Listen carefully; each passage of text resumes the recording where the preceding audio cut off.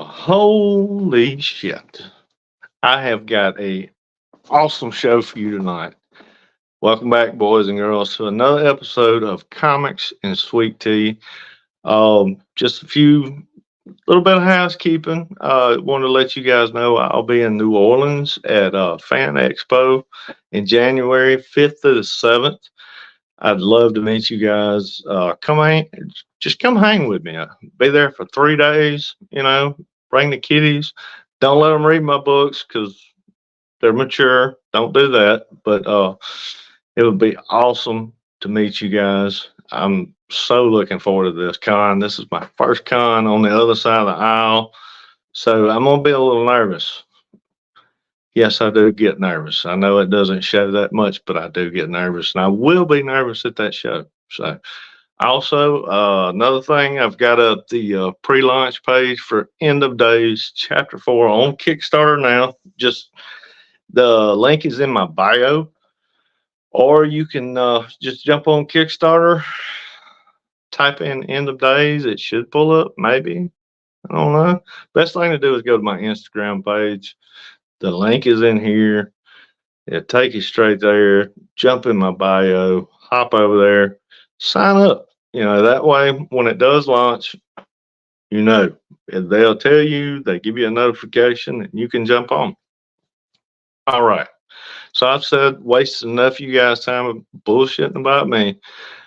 I need to let this awesome guest lay all kind of comic knowledge and wisdom on you guys. I got Brandon Bloxdorf, creator of Apollo City Comics, coming in tonight. He's going to tell us all about Apollo City and all the projects he's had going on and stuff he's got coming up. Without further ado, let's get him in here and let's get into it. Hey, dude, thank you so much.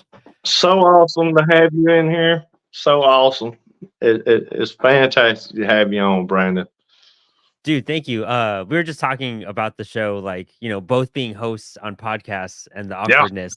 And it's like, it's so interesting watching introductions and like being like behind the stage for a minute, kind of watching as everything unveils. And you're like, oh man, I don't gotta do anything right now. This is so Yeah. I just get to chill out. yes. Like I told you, hey man, sit back and enjoy the ride.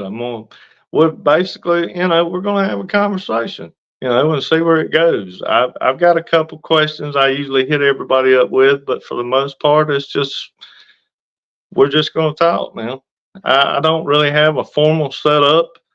Yeah, I hate when people, you mentioned scripted. I don't like to go scripted because it shows. It really does. Yeah, You got to stop. You Apollo got never your went that cue way. cards, and you sound like a robot. When did you start doing this? When did That's so funny because like even with Apollo, we tried doing like a scripted thing and realized like after twice we're like, guys, it's not gonna work out. We're too high to like figure out to like what we're doing on the air, plus like reading a cue card and being presentational. We're just gonna do takes over and over, and it's never gonna get anywhere. So we might as well just like fuck it, we'll do it live and just like put it all out there, make it like organic and raw, and just like just hang out because then it makes the guests way more comfortable too. exactly? You and I both know as hosts, yeah. It's funny because we could just talk about being hosts for a whole hour and just like be content with that too, probably. Oh yeah, yeah. I mean, it's you get a knack for it. The more you do it, you got to fill that space too. You don't want any dead air. And Hmm. you know what I'm saying. Every once in a while, you'll get that guest that's just kind of he'll answer your question. It's not really a conversation, and then you got to fill all the blank areas, and you Hmm. know, it's it's a learning curve to it. It really is. That is the roughest when you're just like pulling someone open the Oh entire yeah, episode. And we get it. Like a lot of creators, especially, are introverts, and a lot of them are just like in their definitely. own world, working on their stuff.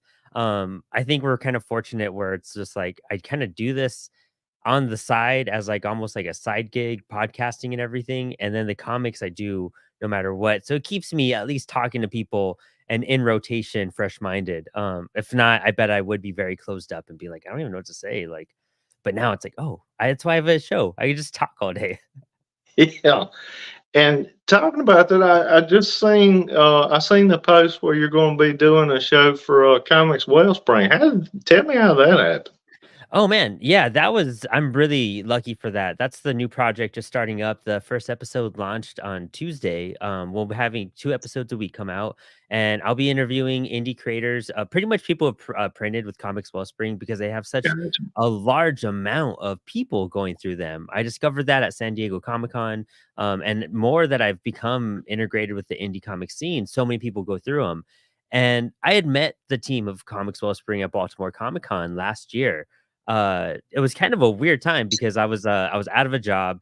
I went to the convention kind of on a whim to help out lesser known and just be kind of like, a roadie, take all the books and carry stuff and Yeah. all of those type of things and help sell, cover the table.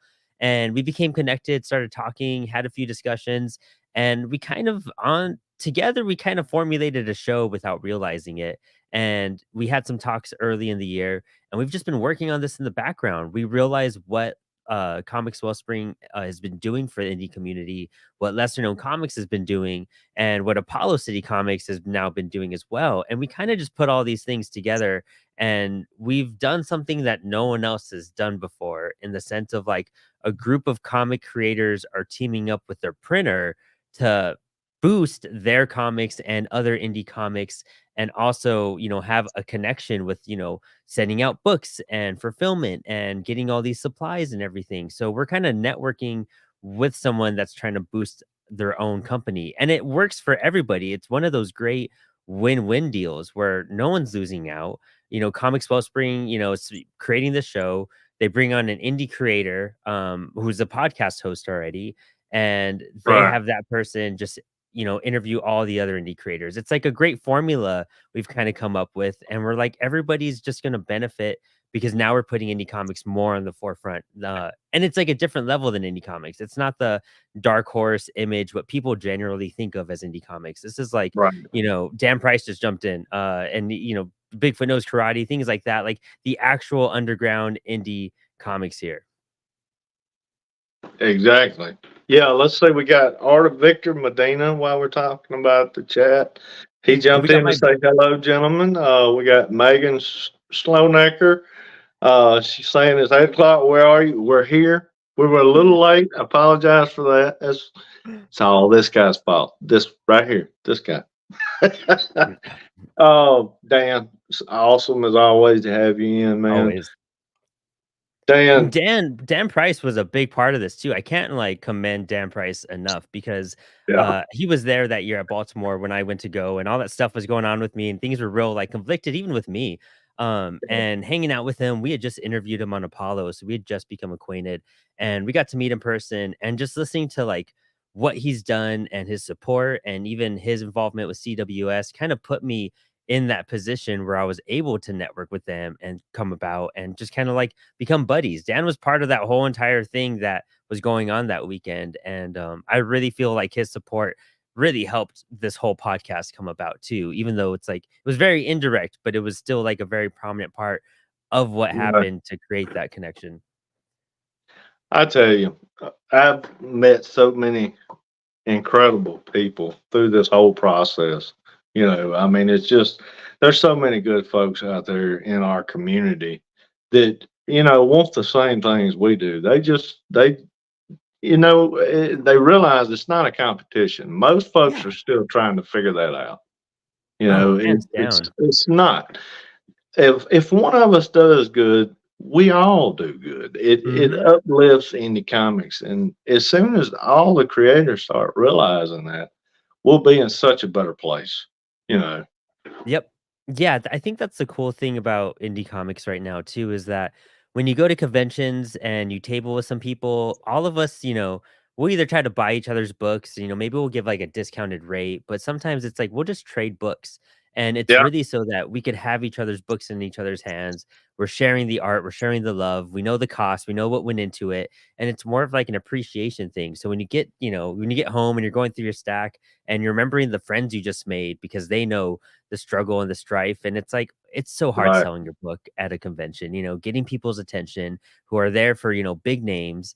and you're just like, I'm an indie person, like this is a fresh thing that's like, I did this, I published it. It's hard to get people in like that. So eliminating that competition aspect and putting in like, oh, well, we're all doing the same thing. And yes, we're all struggling.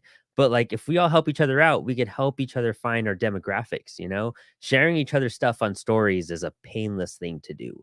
Oh But God, yeah. yeah, but and you could share, find someone to link up to that page because they were admiring the art, because they were like interested in whatever happened, or maybe the creator was on a podcast and they got to know them through there. Like that whole part, it's just uplifting. And the more you do that, the more, one extra sale per person is a big thing to anybody. Every time I sell a book, it's a huge moment. Because we're only selling, 100 copies of something a year if we're lucky, that's it's really rough in a lot of sense of, getting your books out there because, indie comics too are more expensive than not real comics. That was terrible. From like DC, Marvel, like that was just, Oh, uh, but you know what I mean? It's like, it's one of those things. It's like, you're paying $3.99 for a Batman comic and you're guaranteed right. like a Batman comic. And you're gonna pay $7.99 maybe for an LKC book or something, or $6.99, $5.99. But it's like, you know what? That 7 or 8 books is going towards that creator, so it's a bit more beneficial in that sense. Exactly. Yeah. Yeah. Because I mean, just like I do, the process, the work that goes into these books. Most of these guys are doing it. I mean, a good majority of them are doing it on their own. Mhm. I mean, like I'm uh, a creator myself. I do my lettering, I do my art, now I do my writing. My daughter she's my editor now. She said, "Hey, you got it. Here you go," and threw me Nice. into the fire. So yeah, I mean the best way to do it. I did her the same way when she was a kid. Threw her off in the lake. Hey, swim. You can do it. You know. So she returned the favor. But hey, it's worked. It Yeah. just it took hold. And she's still editing, so she's giving me some pointers. It ain't like she threw me in with floaties, There so you to go. speak. Yeah, that's what you gotta Yeah, do. but Dude, and yeah, that's I fun. mean, I'm trying to get into that, drawing aspect too.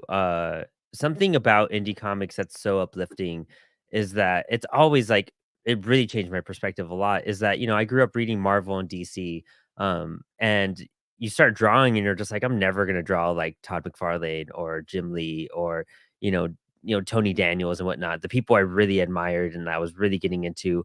And it kind of like discouraged me from like drawing and creating art. And then once I started looking at indie comics and looking at the variety and styles and what you can do with that, that's where I was like, you know what? I think if I just put enough effort, just like I did with my podcast and with my writing, in 5 years I could make like a shitty comic. And in and in like 10 years I could put out a half shitty comic. I know. You know what's funny about me just saying that is that I'm like the biggest indie like uplifter doing an indie comic show, and Apollo does that, and then I say the stupidest thing. That's gonna be my banner. And like if I ever go down under, that's what's gonna take me down, is that statement right there. hey, I'm definitely gonna have to cut a short out of this and send it to Mark. Yes. Oh my god, he would die for this, He's gonna be like, honestly. "Real fucking comics? What the It's gonna have like a blaster, Yeah, like, and like an imposter, and then it's gonna have my face in black and white with like red lettering on it. yeah. So, man, I didn't get in on the cyberpunk anthology. How did that come about? Oh, so Cyberpunk was really interesting because of the punk anthology and how well that did. Right. During that time, I was kind of like, Mark and I were talking about pitching the idea of like maybe I could put out my own imprint because I have a couple books, in the works, and I had a couple artists starting up things. And the whole point of the punk anthology was to have a launching point for my book Teenage Babylon that's going to be coming out soon. And so, this kid Alex kind of came about because he was like, "Hey, I have an idea." And it sounds like you had a good thought by doing an anthology and then, using that to launch your series. And Alex was like, can you guide me through putting out an anthology and see what we could do?" And I was like, "Yeah, dude, let's set up a call. Let's talk for like, 10, 15 minutes. I'll give you a rundown. And that way, if you ever need help, you can just bounce back to me." And Alex, it Right. was like a good first date. It was like we talked for like 10 minutes and then we talked for like 3 hours after that. and it was Oh, just like a great connection. And then I was like, we got to get you on Apollo and just be, be on an episode and we could talk about stuff. And after that, it was just like we just hit it off. And during that time, I was like, I'm thinking about turning Apollo into an imprint, like, and maybe we could put this under that banner. And we just like flowed with ideas. And Alex and I have just been such a strong team since then. It's been super awesome. that's Creating incredible. the imprint and everything that's been coming out and what's planned for 2024 is mind blowing. Like what we did in this year was super cool with two great anthology Kickstarters. They were both funded. They both did real well. But next year, we just have so much more planned that it's like it baffles us that it started with, it's just doing an anthology just for fun. And it's the Right. amount of work that went into these books is insane. I don't think any of us realized what we were doing at all. And it just how time consuming and how wild and how much responsibility it came upon us because you're not dealing with one creator or, a team of four, maybe, writer, letter, colorist, Right. stuff like that, but you're dealing with like 27 creators and you're Wow. responsible for a good package to deliver for 27 people to love and represent and feel proud of and distribute and sell, and so that they can make some money too. And so we put so much work into these books and it's so nonstop. It's funny, Megan, who's in the chat, she's like, oh, she's one of my bosses at work, and every day I'm just like showing them updates and I'm like, dude, check this out, and like there's not a day I go into work and I'm like into my day job and I'm not like, look at this comic book stuff. Like it's so I get off of work and I'm working on comics basically. Yeah. And that's the way Alex is too. And it's gonna be a beautiful book. I can't wait for that. It's gonna really blow minds. Sounds awesome, man. I'll definitely be following along. At the end of the show, we're going to get all your info too. We're going to put everything in the description so everybody Yeah. watching now or in the future can jump on and follow you guys and dive into. Hey, get these books, people. He's putting out a fucking awesome project. So in the description, not right now, but later. So, And what's cool is that, like, not even the work that, like, Alex and I put in it blows our minds, but, like, people are making art and stories specifically for these anthologies. Like, they're giving it their right, all and using unpublished work or work that, like, for some reason wasn't published. And we see it and we're like, damn, guys, like, we're publishing a lot of people for the very first time. wow, And being able to do that, and you don't realize it until you select them and talk to them and hear their story, but it's such a privilege because we're kind of publishing ourselves for the first time too, so we're getting away with it. right.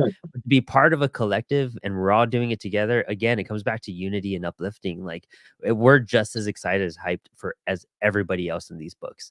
And the That's more it fantastic. happens, the more creators are going to be out there, the more indie books we'll have out there too. That's fantastic, man. Mhm. Um, I was gonna ask you one thing. Um, Teenage Babylon.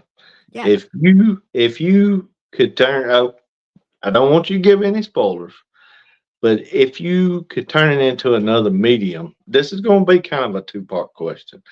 So, first part, if you could pick a medium to go into, first you're going to make the comic, but say Netflix, hey, they come up, Brandon, we would like to offer you such and such for Teenage Babylon, or just say, an Anami studio come out. Excuse me, y'all don't unfollow me. Anime, excuse me, anime. See, we're fucking up left and right tonight. You're talking about real comics. I'm mispronouncing anime and We've manga. just canceled out all of our indie fans and all of our Yeah, anime I, fans just when all we in one get through with episode. this show, I'll go back to my Instagram page and I'll have a goose egg for my followers. But anyway, all these people come knocking. If you could see it go into another medium, what do you think would fit it best? I think it would definitely work as like a TV show. It's very much just like a cosmic punk rock love story. So a lot of it is very grounded and it has some, fun sci-fi things going on that is very, I guess, I say Umbrella Academy, but I refer to the comic more than the show. But because I know that they did Umbrella Academy and they did some pretty crazy things, I know it could be pulled off in that sense too. Because it has some like Lovecraftian type of like alien creatures in it that are very kind of dark in the background, but you're dealing kind of with like an astronaut and this punk band basically, and this punk rock Oh, kid. And through this, love story that he's basically, just love is run out of the universe, and like this person from the future is going back to find this kid's notebook that contained like all his like journal entries from this girl he met and fell in love with, because that, there's so much raw love that's poured into that journal. He's using that to like bring love back into the universe basically in the future. And it goes through some crazy stuff. So it seems very grounded because you're following these two characters that are very, everyday and whatnot. But then there's this great cosmic stuff going on in the background. So it's kind of fun, and I think that'd work out really well, like budgetary wise, for it not being over the that's top sci-fi, but like still right, some right. grounded, save some money scenes. Awesome. And I said it was a two-parter. So the other part is, what is your favorite part of the comics medium to allow you to be able to tell this story? What, if that makes any sense? What's kind What's of getting me like to like unfold it and like to kind of do everything, I guess. right? It'd have to be Christian's work right now in the book. Christian Lee is the artist for Teenage Babylon, and Okay, I've sat on this story for a while. It's a story I kind of thought up when I was, first trying to figure out writing, and I kind of had this whole like love story in mind, and it was about like a similar punk, stoner kid, and I had some stuff elements from there from being in a band and everything. And then and nothing ever happened to it because it was like a first attempt idea. And then when I was in college, I wrote a short film, and it was called Teenage Babylon. And it was kind of like a right, cafe scene I brought out from the comic. And I kind of had a bunch of stuff happening because a lot of the stuff, was like the end of the world was being implied on the TV. And that's a big part of the story. And just like little elements, all within like 5-10 minutes, you got to see the like love romance and some, it ends with a guy with an astronaut suit and whatnot. And I thought that was like super, super interesting, but I couldn't do anything with it. And right. as I met people through the punk anthology and that came to life, and once I started seeing Christian's character designs and even Nicholas, who did the short story for me in our punk anthology, it started to be like, okay, now I could really see the story happening. And as I get the pages in, now that I see the characters and they're like in my head, they're just like stuff starts to change for my outline. Like I could really see them Right, come to right. life. And now that I have that in the first, like, we have a little ash can, a 16-page story we're going to put out before the first issue. Okay. Now writing the full series, I'm basically writing it all at once. So that I give Christian kind of like 6 issues worth to, work on over time. But it was because of his work on the ash can, I got to really be like, oh, I see it now. Like it all dawned on me, and the whole story, I could literally visualize it in my head. And whenever I write, it's kind of like replaying a scene, kind of like when a director takes takes. You hear about those directors that do 100 takes, and then they're Yeah, like, oh, take one was the best. You kind of like do that when you write. I replay it over and over and over. And then once it's like, oh, that's it, I know which one to write down. And that's what ends up being on the script. got Um, you. so that's really was just how it like worked out in my head for me. Awesome, man. You hadn't pulled a Lucas on him yet, have you? Your artist faster, more intense. No, dude, I'm so patient with my artists. I really try to be because like for one, I suck with deadlines sometimes, and I'm always like inconsistent. If I say tomorrow, I mean like a week and tomorrow, like and stuff like that. So it's I with my artists, I'm real lucky that, Christian, Evan, who's working on a book, China, who's working on another book. All these people are just so talented, and they are so excited for the stories. They provide me with a lot of updates without me having to ask for them. um Yeah, and even when they do like, take a while on something, Christian will disappear every so while, but then he shows me like 3 pages at once, and I'm like, oh, I see why wow. you're quiet. Like that's freaking insane. He had just finished the ashcan really recently, and he's showing me the thumbnails for issue 1, and it's insane. Like it's just so wild seeing that. Especially like an artist like China Rosemaria, like she's working on a story called Fake Your Death with me. And her art is just out of this world. She was in the punk anthology, she made it in the cyberpunk anthology as well. Okay, But she's another artist that just like she'll just send me photos of pages like at like 4 in the morning sometimes, or at like 11, or at like 12 in the afternoon, and I just randomly get art on my phone, and it's always or just stages of art, and it's always just so interesting and exciting. because it really just pipes me up knowing that they're doing it, and that's what gets me to write, knowing like, okay, this is happening, it's finally happening. We're gonna pursue forward. They're just as excited as I am. That sounds incredible, man. Um, what kind of got you into comics? Oh, my dad. For sure, my dad. I grew up with a lot of my dad kind of brought me up on like, metal, like Led Zeppelin and Judas Priest and Motorhead and Kiss and all that stuff was real prominent in my life growing up. Yeah, Aerosmith, Motley Crue. And then like he had a few comics. Actually one of the first comics, it's kind of like wild because one of the first comics I remember getting from my dad, I remember looking at the cover of Crisis on Infinite Earths, #1. And that's just such a bizarre way to start reading comics because it starts with like the end of the universe with this character Farah that you never fucking see again, in DC until now that we're adults and whatnot.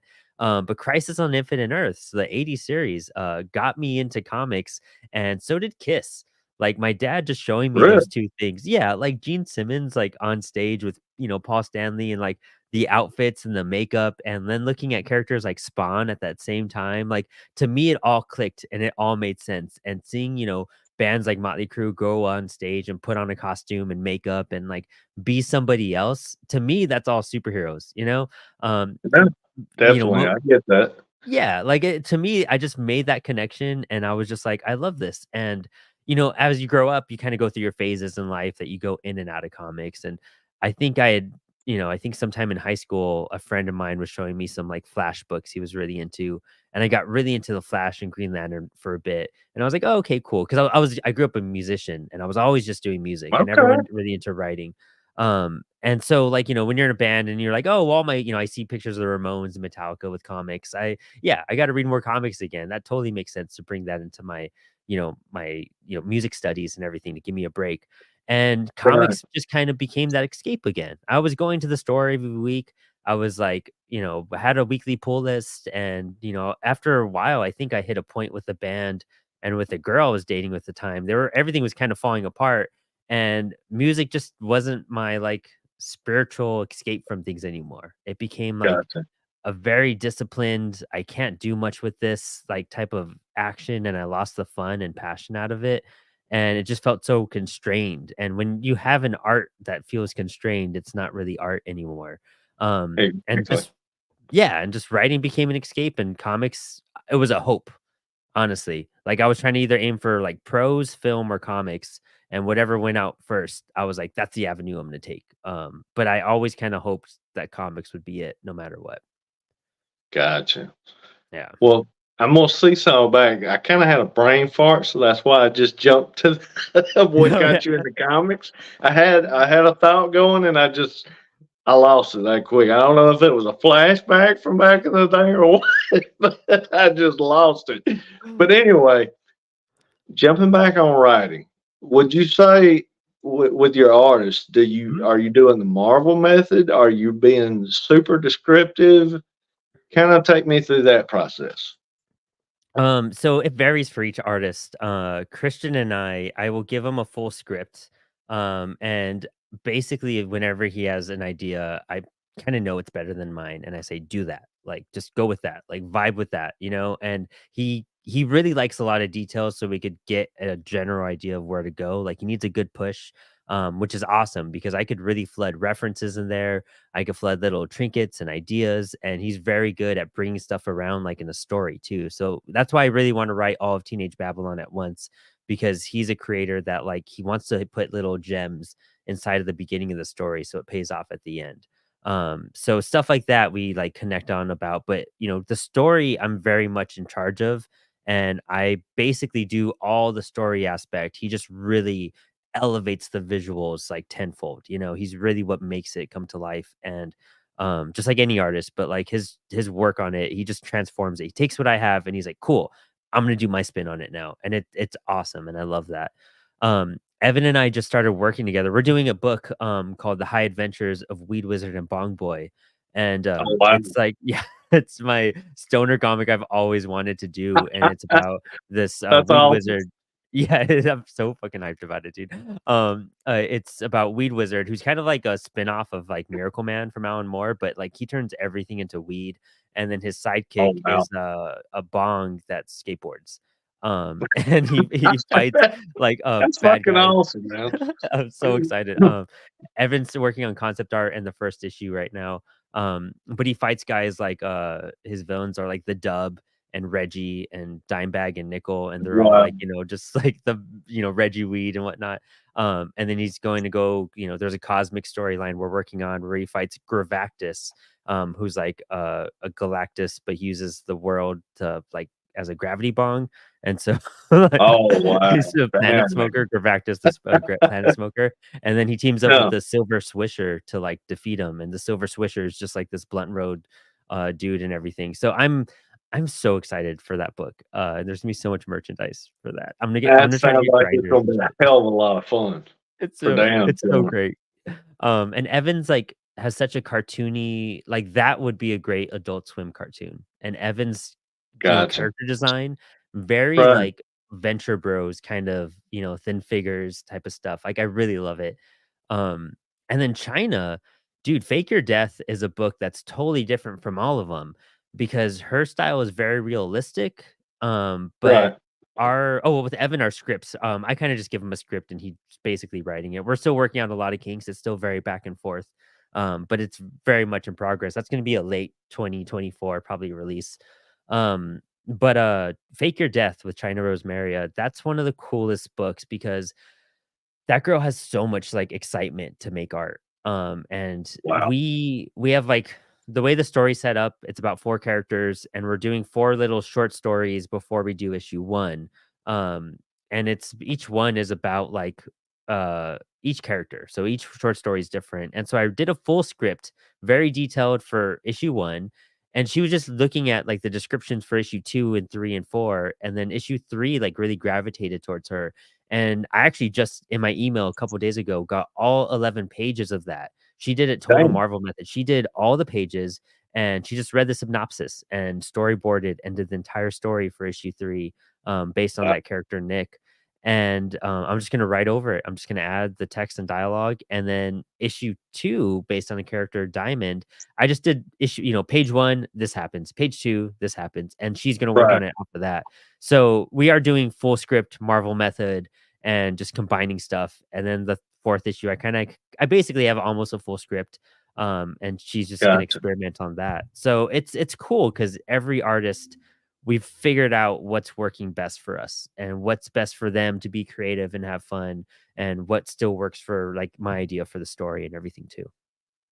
Yeah, it sounds like y'all got a really thing going. A really good Yeah. thing going. And that's the most important thing. You got it's the process. You mentioned it a while ago. You don't want it to get stagnant. You Mhm. have to love what you're doing. There's got to be a joy there. You Yeah. know, and I mean, uh, I had never. Now I'd worked with my daughter on these books, but outside of working on my book, I'd never worked with anybody else Mm. until Matt Martin. And Matt, we were just talking. He had shared, he had given me some art that he wanted to show me and different things about the story. And we got to talking, and we hit it off. And we were just bullshitting. Yeah. And it did come up. We were talking about an origin story. I said, "Yeah, I've got this other story I've kind of been sitting on." And he was like, "Well, I want to do that." And I'm like, "You want to do what?" And he said, "Well, I want to draw that." And I'm like, "Fuck yeah, let's do it." I mean, and we jumped in on it, and Ballad of the Damned was born. And it just come Yeah. out of a simple conversation. But I had so much fun with that process. You know, that was my first book that I had written entirely on my own. I was Nice. scared shitless, but Always. Always. yeah, It doesn't yeah. change. Like Because I mean, my daughter, she had been kind of holding my hand, and we'd been co-writing the books before. The plot, I've never had a problem with. Never mhm. had an issue with it. It's the everyday dialogue that Yep. really give me nightmares for so long. when you're just finally, like, in the script, you know what I mean, and setting yeah, everything up, I feel like the idea and the outline is always kind of like, you could figure that out, and you'll be like, "This can happen, and this can happen, and this and can happen," but playing right, out those moments, that's where you're like, "But how is that gonna happen?" Like, that's when it becomes a exactly. big puzzle. Yeah. Right. Pacing. I mean, there's so Mhm. much that goes into a story that people don't realize. I mean, you Dude. can't just that, and you don't want to go on fucking whiplash. You don't want to go 2 pages over here and then bam, we're over here Yep. 1,000 miles down the road, and then 1 page, and then bam, we're right back. Paneling It's and, a like, lot going script on. writing, it's just such a big puzzle piece you have to figure out, and I Right. really do like playing with it too, like, in the Punk Anthology, like, I did, like, a 9-panel grid, 6 panels, 3 panels, and then 1, but I was talking about a lifespan too, so, like, it starts with Gotcha. the main character, Elliot, like, as, barely born, just a baby, and then every Right. panel is a different age, and then as he gets older, time is kinda slowing down until it ends on, like, the full page splash where we like kind of see him pick off from the story. So it's doing stuff like that. It's so difficult to weigh things out and to be like, what's the right, way to keep the reader's attention and to Yeah. explain this scene. Can I jump around and leap around, or do I need to be very moment to moment? Stuff like that. It's everyone says like writing comics is like super easy and like the art is like the Yeah. hardest part. But like, dude, They're I mean, crazy. in comparison, writing is probably a little bit easier, but, like, the writing is fucking difficult sometimes because It is. just as much as, like, anything, every element of a comic is so essential, and any element can just make or break the book, like and the Oh, more you exactly. read comics, I feel like the more observant you get with that, like, art might not draw you in, so you might not pick it up at all, but maybe the art draws you in, and then the writing's crap, but maybe all that's okay, but then, like, as an experienced reader, you're like, "This lettering is horrendous," like, you're gonna keep on, like, finding ways, Yeah. so you have to have really Yeah. strong elements to keep everyone as you can into it. Right. And it's, like you said, it's a visual medium, first of all, Mhm. because I mean, me personally, when I was coming up and into comics, that's the first thing, I Yeah. mean, that cover has to grab you, you know. Yeah, yeah. No, that cover's important. That sells it. You gotta sell a book with one picture. Mhm. I mean, honestly, you've got one shot at these folks because there's so much content out there. And like you said, it's so hard, comics is, because I mean, you have 20, well, I say 20, 22 pages is a normal comic book, where in indie we can go however many we want Yeah. to, Mhm. and usually do, to get the damn point across. That's Mhm. another thing I love about indie comics, because it's wide open. You can do whatever you want to do. Yeah.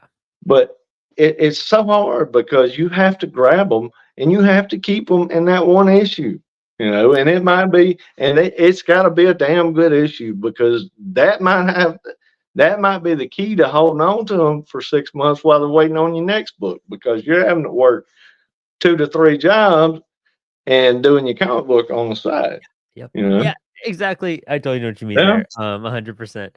It's one of those things, that's why, as a writer, it's easy for me to work on 3 projects as once, you know what I mean? 4 projects, 5, Right. what I could figure it out.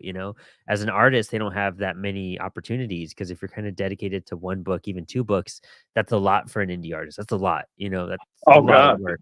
Yes, it is. And so having that, like, I mean, again, coming back to, like, uplifting, it's like, that's why you need to have those platforms and those networks and those connections to be like, Yeah. yeah, like, you bought my book in January and my next book won't come out to next February, but, like, all these people are gonna show you that I am working on it and it's a process.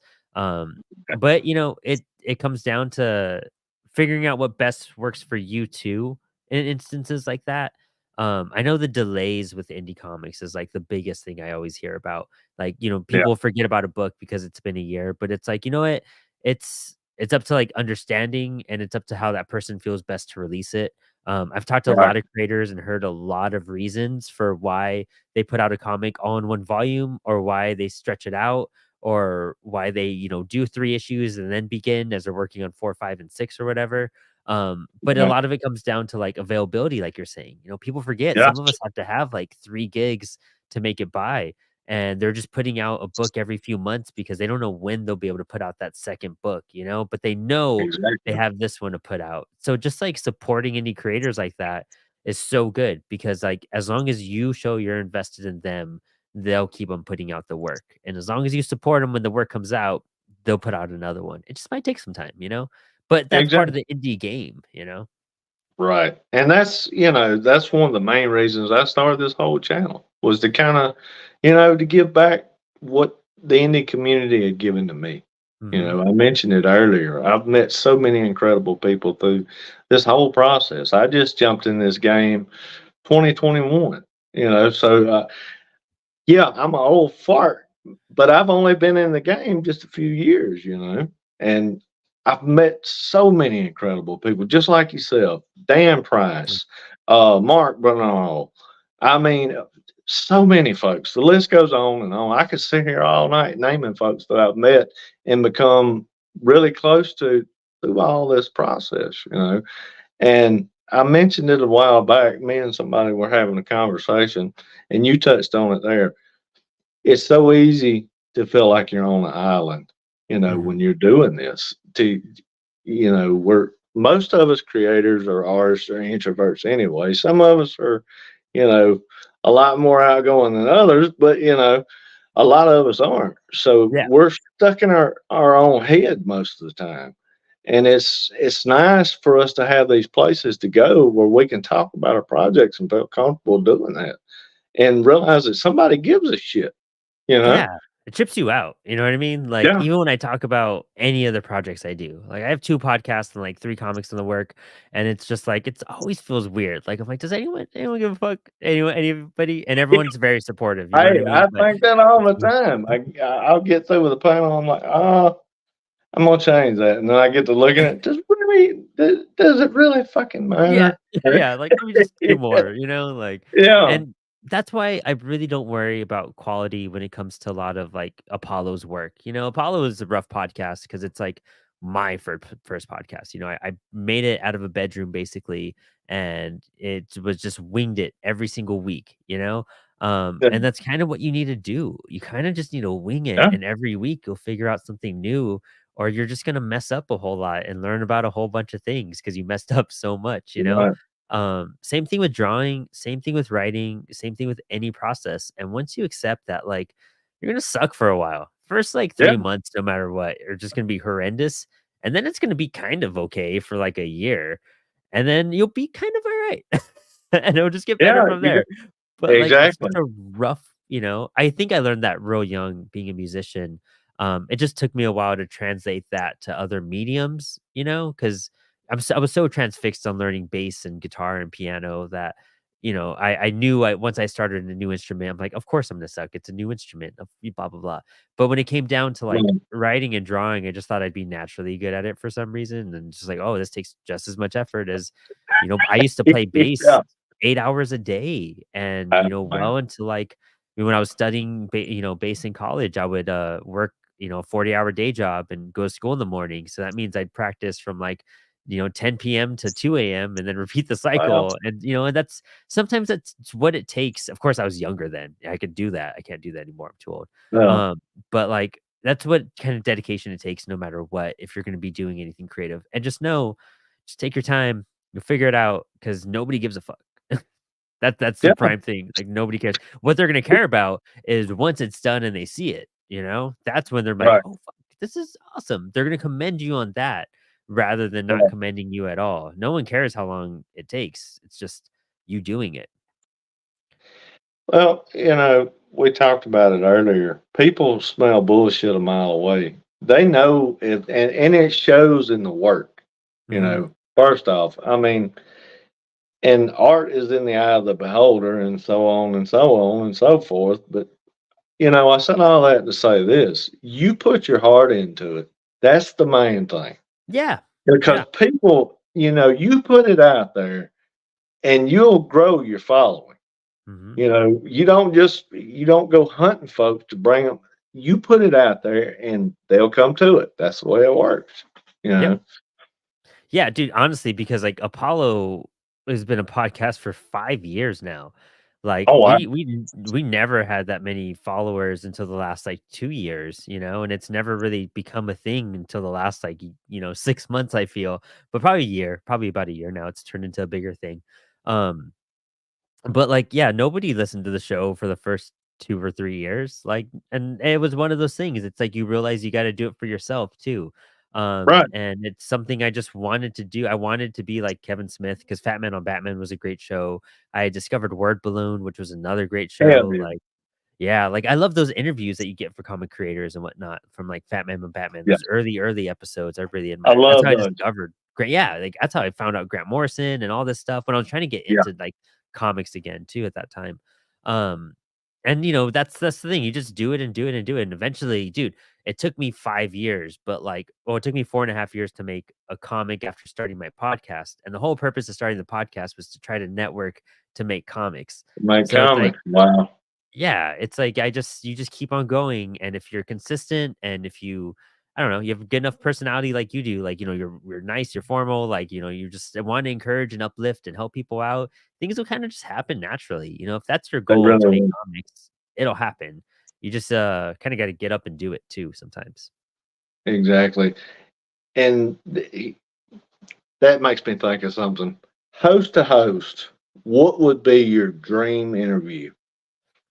Oh man, I would I'm talking Todd McFarlane. I'm talking Jim. I'm talking anybody you want. I would Who? definitely who be Grant Morrison. I'm more of oh, a wow. Grant Morrison fanboy than any other of I love Alan Moore and Neil Gaiman. And I have the only comic book tattoo I have is a Sandman tattoo. But That's I think fucking Grant awesome. would just yeah, fucking Sandman's my favorite shit ever. Um, but Grant would be so interesting because his stuff just blows my mind so much. Books like The Invisibles and just his whole thing with magic really got me into stuff like that, into and like Right. the logo for Teenage Babylon is like a little sigil I made, and I learned to doing shit like that from Grant. So I think that'd be it. Right now, like realistically wise, that I could do that I'm hoping to get on Inspired Ink very soon. And my big goal, and once I hit that goal, I'm gonna be very satisfied with my podcasting life. But I should be getting Shelley Bond on, the old editor at Vertigo Comics. That's I recently, awesome, man. yeah, she's been a huge inspiration on me, and I think becoming a comic book editor in a sense with what I'm doing with Apollo and what I've done with the imprint. A lot of that I got because of her class, her filth and grammar class. Yeah. And the entire Apollo imprint follows her filth and grammar like formula. And I've learned so much just by observing her and her attitude and her style and who she is. I basically have taken that and like applied it to myself so well that she's become a huge inspiration. But yeah, huge Shelley Bond would be like I think my current, like, I know I could get that sometime, and that's gonna make my, like, heart just, like, melt. Man, that's fucking awesome. Keep me in the loop, man, because when you do get that, I want to be front and center to watch it. Yeah, I'm She hoping doesn't. she's She planned she out really right. doesn't get enough credit for what she did with Vertigo. Oh, for sure, 100%, dude. The more I've learned about her, the more I'm just like, wow, you were why so many cool things were happening. Like Mike Allred's Yeah. work and Philip Bonds and all this cool stuff was going on with her. She brought more style like to it because she was so Yeah. into Britpop and things like that. It kind of gave the imprint the attitude it needed to, Karen Berger is astonishing and she's the biggest factor of all that. But I think, without Shelley's input on a lot of things, it wouldn't have just had that pizzazz type of stuff, Right. like, that's what I really loved. And then, she was Okay. such a big person with Neil and things like that, like, so many books came out of Neil because of her too. It's awesome. Yeah, I adore her so much. That's fantastic, man. So tell me this. You brought up Sandman. What did you think about the Netflix series? Oh, I loved it. I I did I like too. yeah, It was I swooned over incredible. it, dude. It blew my mind. I just was reading an article today that they're resuming production on season 2, Oh, and that's fucking awesome. I'm so excited. Sandman was another book that just really changed me in the sense of like I never read a book with so much passion in it. And Right. that's what really made me wanna make the comics that I make, are just, like, certain issues where you just see Dream just, like, fucking heartbroken sometimes, you know what I mean? Over Yeah. ridiculous shit too, and I just love it, and just the storytelling aspect. That's what, Sandman really introduced me to, like, understand craft in the sense of, like, what it takes to make a great book is to understand your craft. And because of Neil, I've, like, learned and observed so much as a creator, and I was lucky enough to meet him one time, and his Oh, advice to wow. me was like, "Whatever you're doing, just, finish the story. Finish telling the story. It doesn't matter if anyone ever sees it. Doesn't matter if, anything ever comes about it right away. Just finish your story." And that's where I'm like, yeah, no matter what I take on, like, if I don't make this comic in, now or in 3 years or 5 years, like, I wanna at least finish the story and get the story out of me. Because like Got anything, you need to finish practicing your stories, and the more you practice it, the better you'll get at finishing your stories. Just like you'll get better at finishing like an art piece or stuff like that, a musical yeah, piece. It sometimes it's easy to start something no matter what you're doing. It's easy to learn a riff on a guitar and be like, oh, I know this one riff, but do you know the full song? Like you want to know and learn and write all of it. So that all just clicked for me somehow, and it just really pushed me forward on my creative outlook on stuff. I got you. So, what are some of the things that kind of help you, with your writing process? Is there any certain thing you listen to music? What kind of inspires you and helps you along that process? Um, man, it's so hard. A lot of music for sure. Like I snag a lot from music because it's such a big part of me. Sometimes I get like, a certain song will just click, and the vibe of the song is what carries me through writing the scene or the script.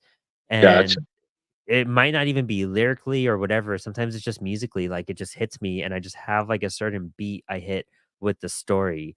Um, but it kinda just, like it kinda comes out of a need. Like, sometimes I just need to, like, sit down, and I end up pumping out, an issue or 2, or just, like, all these ideas or an outline, and then I need to breathe and rest and switch my focus to something else for a week, and then I come back and I do it again. But, definitely music is the biggest thing that pushes me to, or my ideas will spark, and then I can fly with them. Right. What would be give me 3 songs that would be kind of, in the soundtrack of your life. Oh, wow, that's interesting. Um Damn it, my life. Fuck. That's really hard. Lost in the Supermarket by The Clash. Um, Okay, that'd be the first one. I think, man, that's really hard. I would do Anesthesia Pulling Teeth by Metallica, the bass solo, the okay. Cliff Burton bass solo. Um, and fuck, I'm gonna just say Anthem Part 3 off the new Blink album. Fuck it. I'm just gonna add a new Blink 182 song in there. Okay, fair enough. I kinda caught you blindsided there, but you went with the music. I suck at music. I've tried to play the guitar on and off my whole life, and I never had the patience to carry it through. My son, he was like 5 years old, and, he's always loved it, and I bought him a guitar. He basically taught himself to play, and he plays by ear. Oh He's shit, just that's one of cool. those cats. Oh, yeah, he's one of those cats that just, completely piss you off. He'll hear it.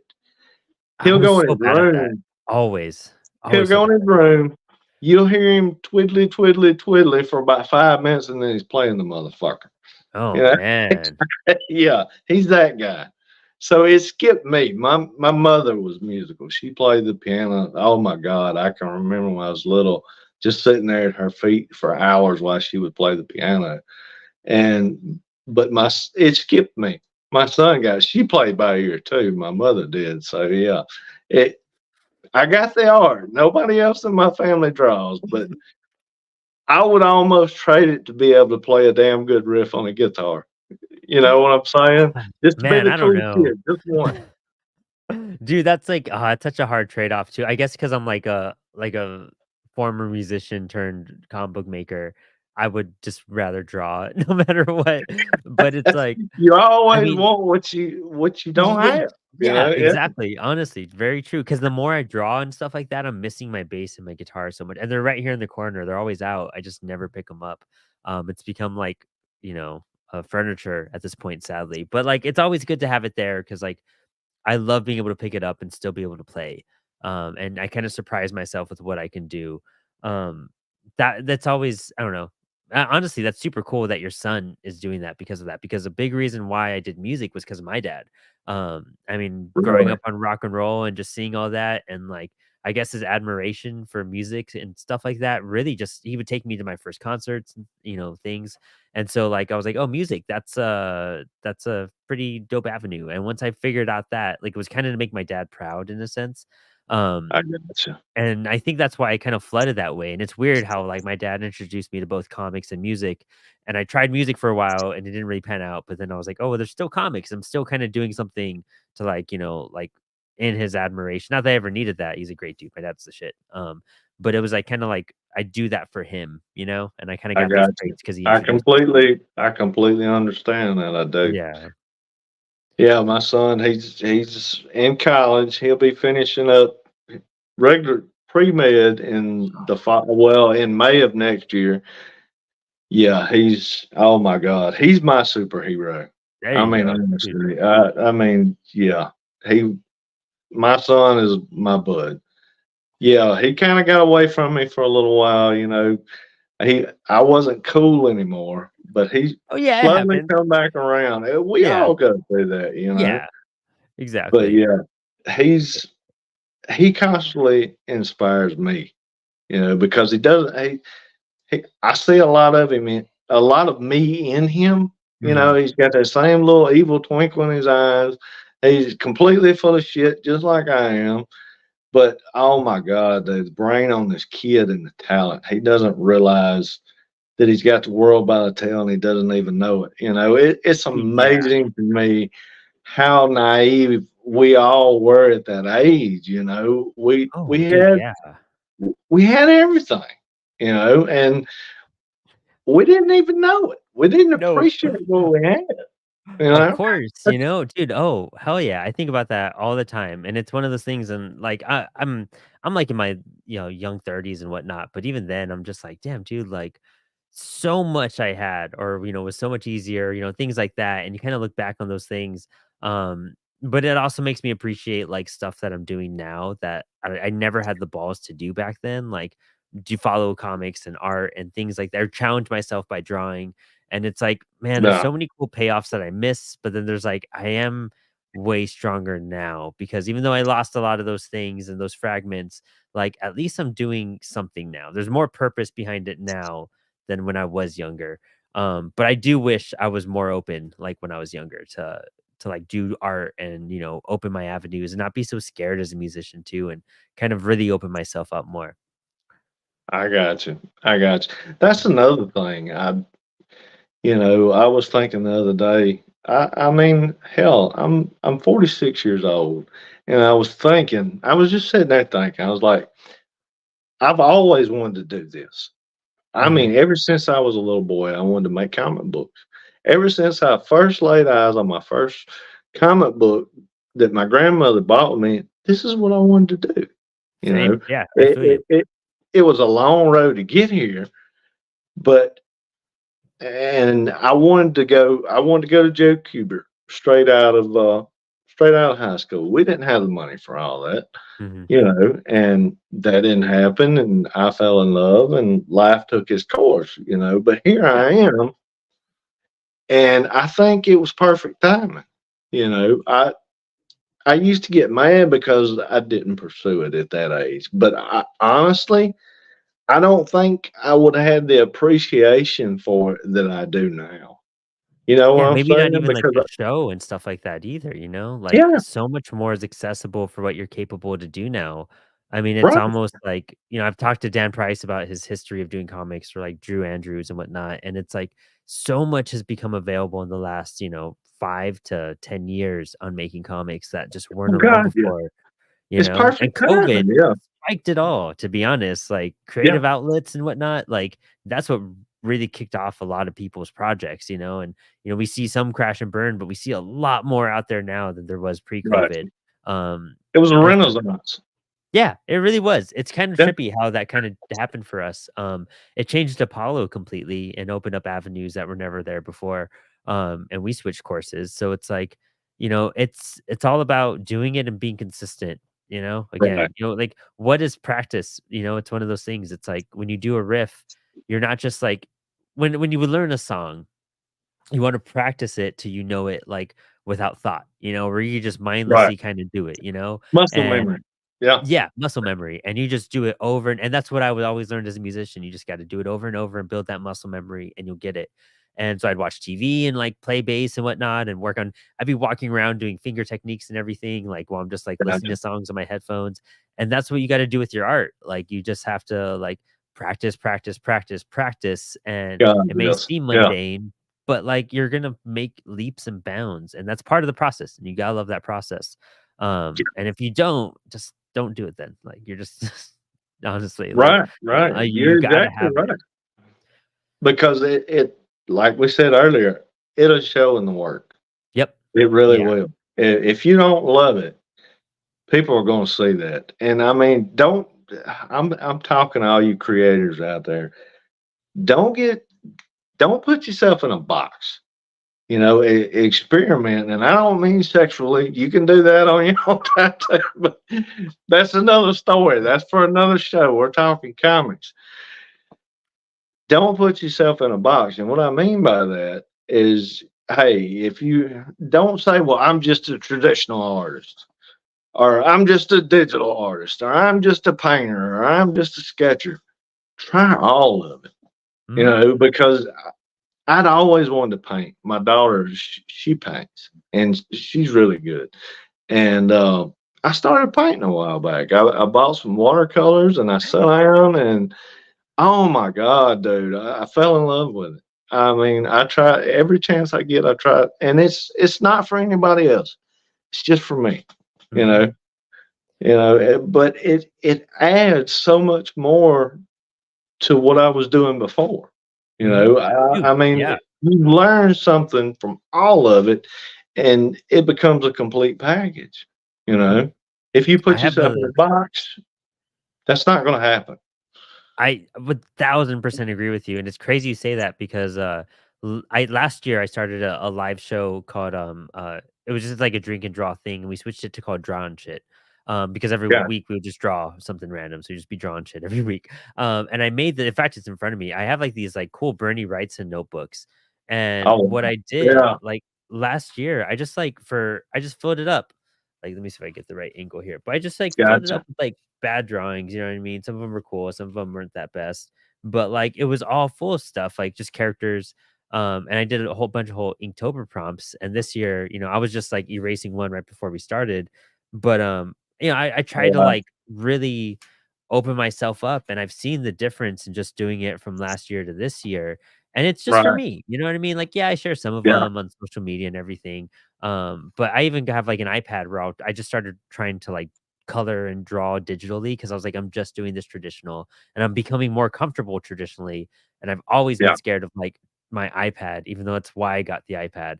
But it's like I do want to lean on both of them to try them both and Right. open myself up.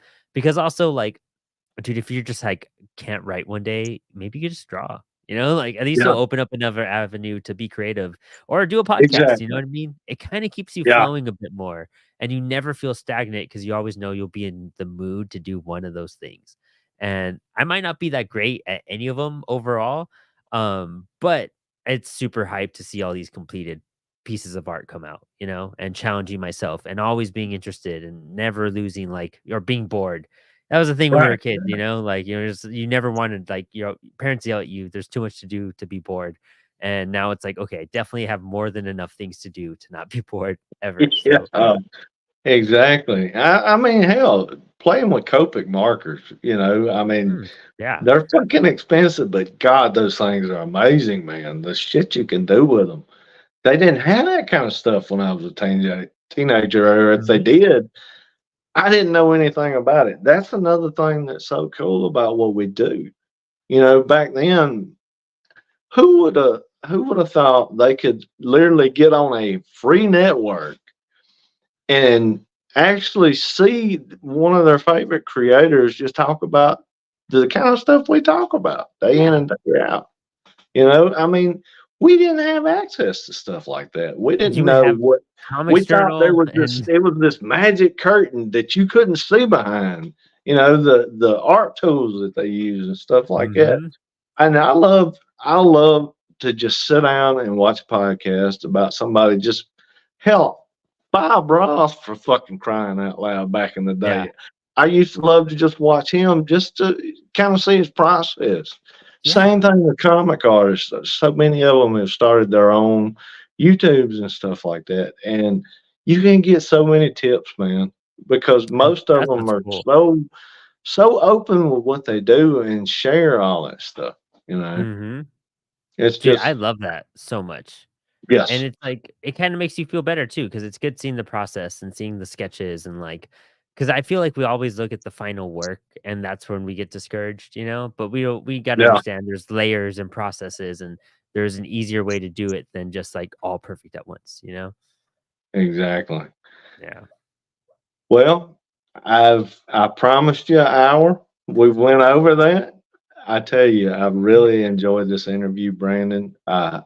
You're welcome back on here Oh, anytime, brother. please, always Uh, hype. I tell you what, man, I'm gonna have to get in on one of your anthologies. I've Yeah. got a few things on the back burner. Hey, I'd love to get in on it with you. We'll be I love announcing a what you're new doing. one in, December, and, if you ever wanna, get advice or, anything like that, always open to share, comic book making advice or steps or, lessons I've learned so you can avoid and whatnot. I'm never hiding any secrets. There's no, Same here, secret man. trades of the tools, I'm somebody that, like, if someone needs help or wants advice or just directions, I'm always, down to, like, provide that and to share that knowledge. That's awesome, brother. Plug plug the shit out of yourself, man. Tell them where all your socials are, website, your YouTube channel, everything. Lay it on 'em.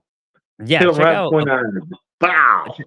check out Apollo City Comics on all podcast platforms. We're revamping the show. It's going to come back in 2024 with a brand new format, kind of like a new number one as well. So we're really excited to bring the show back. But keep an eye out on Apollo on Instagram and kind of on Twitter, but mostly Instagram, I guess. And you'll see a bunch of updates for the publishing projects we have going on. We're announcing a new anthology soon. In the next week or so, we're announcing a new Kickstarter that's going to launch in January with a great Wow. creator. Our first creator-owned book won't be an anthology. We have two creator-owned books coming out at the start of the year, and then another anthology to get funded at the start of the year as well. So we have a lot of Kickstarter things going on right Dude, away. you are busy, Um, dude. and yeah, and on top of that, check out the new show, Inspired Inc., Comics Wellspring podcast. It's streaming on all podcast platforms and on YouTube as well. And we'll have two episodes coming out a week. The next episode comes out tomorrow. It's with the two creators, Linda and Dominic from Life on Saturn Productions. I'm super excited for that one to come out. It's a really fun interview, and that'll be streaming through and rolling along as well.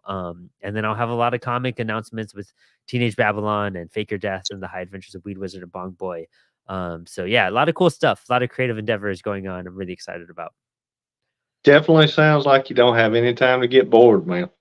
No, not at all. No, yeah.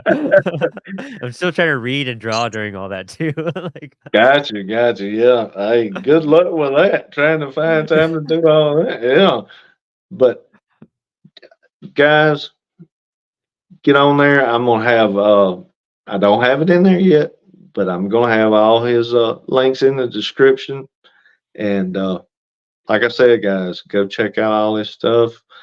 Support this guy. He's doing an awesome thing in indie comics. Check out support his imprint. Brandon, it was such a pleasure to talk with you, brother. Thank you so much. So glad we got to finally hang out and chat. Can't wait to be back again. Definitely. We'll definitely do that, man. Hey, so that's the show, guys. I want you to ring that bell. Make sure you can get the notifications. If you haven't already, follow the channel. Help spread the word.